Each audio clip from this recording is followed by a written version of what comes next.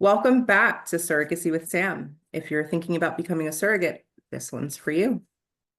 That's right. Today we're diving into Surrogacy 101, what they don't tell you. And trust us, there's a lot they don't tell you. But lucky for you, we have Sam here to spill the tea. And I've got plenty to spill. Okay, Sam, let's cut right to it. What's one thing you really wish you knew before becoming a surrogate? There's not really one. Honestly, it changes you. Not just physically, but emotionally. You're carrying somebody else's baby. But I'm also carrying their hopes and the dreams of an entire family. It's beautiful, but it's definitely a journey. So it's more than just bake a baby, hand it over, and go home.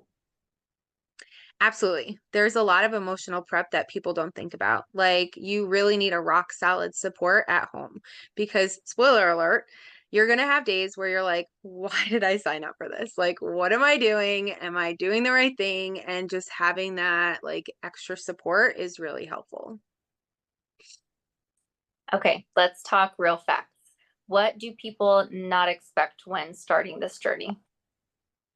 I don't think people realize like how much really goes into becoming a surrogate, like kind of behind the scenes. There's screenings and legal contracts that have to be signed and waiting. I've said it before on other podcasts, like it's very hurry up and wait. So you may go into this thinking like, hey, it's April 1st and I'm going to be pregnant by July 1st. Like it's going to be dot, dot, dot. And it's not like that.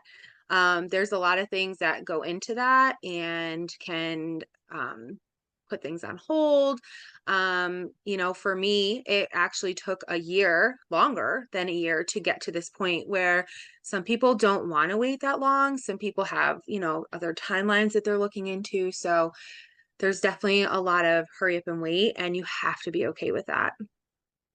Right. So it's not like, oh, I want to become a surrogate and boom, I'm pregnant. Yeah, no, not even close. Like I had mentioned before, like there's a lot of screenings that go into this. So you have to have your medical screening where you go in and you have the doctors check your uterus and make sure that the cavity is normal, and you have blood work done, and then you have to have a psych eval done to make sure you're psychologically sound. And a lot of times they want to make sure that your partner is involved, if you have a partner, but they want to make sure that they're involved in that evaluation and make sure that they are supportive. And then after that, the embryo transfer isn't a guarantee. We can do our best, we can follow the medication protocols, but it's never like a guarantee that it's going to take on the first try. Right. It's not 100%. Yeah, and that must be really emotional or make it, one of the most emotional parts of the journey is the part that's not guaranteed, right? It's not always a guaranteed process.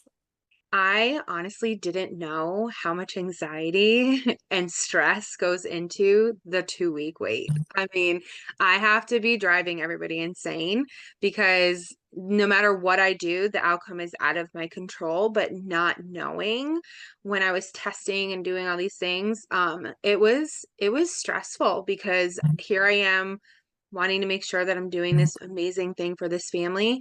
And I was making sure I wasn't doing anything wrong at all. Like, oh my gosh, did I pick my kid up for too long? Or did I do this for, like, there's a lot of anxieties that go into that. And I think it's normal, but nobody talks about it. Like, everybody posts their pregnancy tests online all the time. And then you're wanting to compare, like, oh my gosh, they got a pregnancy test positive on this day, but it took me this day to find my pregnancy test positive. And so I think, it's hard because you don't want to compare your own journey to everybody else's. But when you're watching all of these journeys taking place, it's really hard not to compare it. Yeah, no, I agree. So I have two questions for you.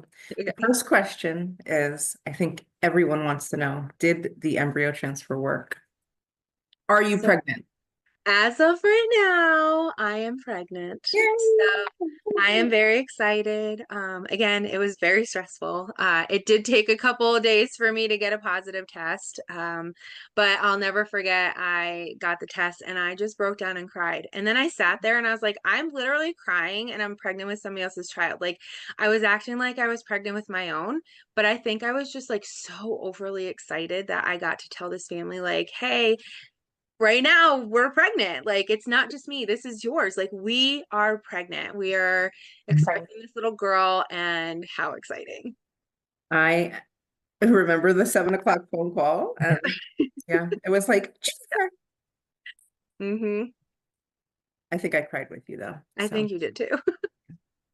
let's talk about money. People hear surrogacy and all they think of is cha-ching. What's the reality with that? Anything that comes out of pocket for the surrogate does get reimbursed, but that's why we have to make sure that everybody is financially stable, because there are going to be things that you're going to have to pay for up front. So, you know, when I went to my embryo transfer, I had to put the deposit down in the hotel. And so waiting for that to come back, you know, I had to make sure that that was something that my family wasn't going to be out that money or anything like that. So, you know, yeah, there's some things that go into it on the surrogate side as well that you have to be prepared for. So it's not just get pregnant and get paid. No, no, no, not even close. So you have like months before you can even get to the embryo transfer. So you have to do the med screenings and all that. And then you have to do the injections. And let's just say, those hormones are crazy.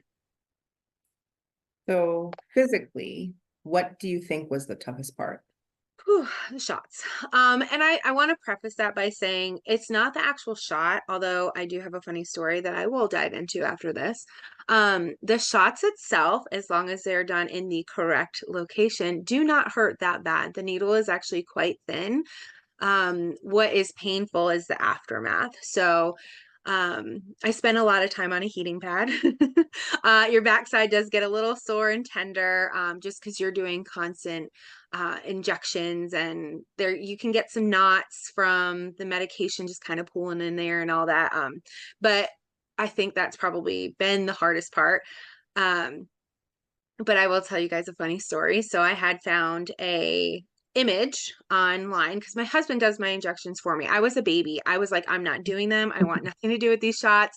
Turn Here you around. go. You can have at it. I don't want to touch it. And so I found this image because my husband and I were like kind of like experimenting on different locations to do it, you know, in the vicinity. So I found the graphic, and it had the quadrants, right? And I was like, here, do these quadrants. That's all you got to do.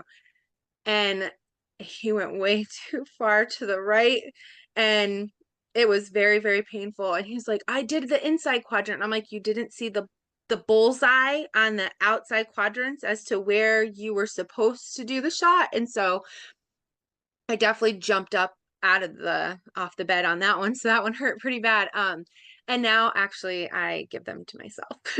So I bit the bullet, and it was actually less painful to do them myself than to have him do them.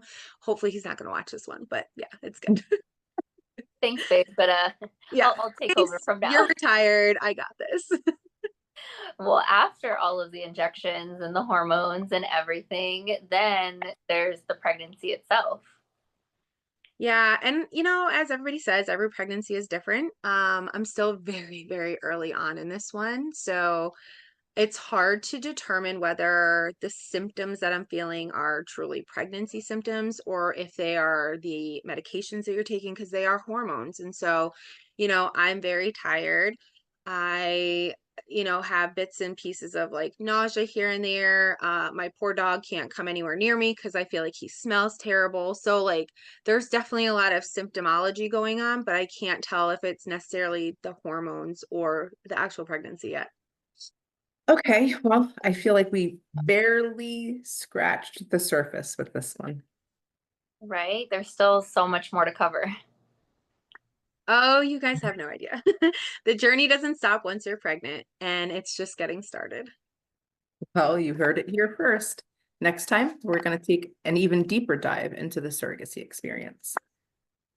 Don't forget to hit that like button, subscribe, and drop your biggest surrogacy question in the comments. And don't forget, if you're thinking about surrogacy, knowledge is power. See you next time.